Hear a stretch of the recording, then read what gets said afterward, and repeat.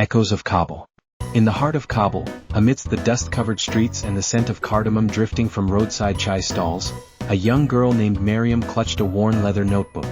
It was her treasure, a relic from her mother who had once been a poet before the war silenced her verses. Mariam lived with her grandfather, Baba Jan, in a small house tucked behind the ruins of an old library.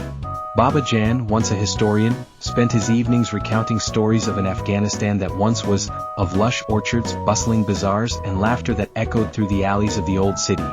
But Kabul had changed. The laughter had turned into whispers, and the city bore scars of conflict. Despite this, Mariam held on to the belief that words had power, that stories could mend broken spirits. She scribbled poetry in secret, pressing her notebook against her chest as if shielding its fragile pages from the winds of war.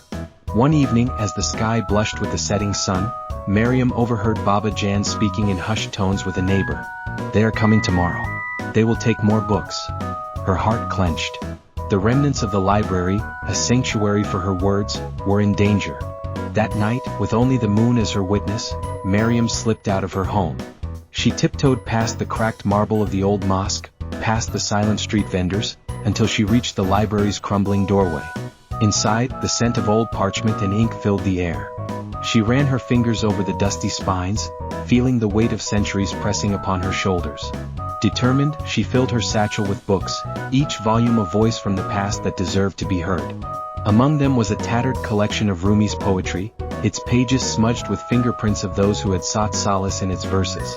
As dawn broke over Kabul, Mariam returned home, her heart pounding. She placed the books under her bed, vowing to protect them. That day when the men arrived to Ta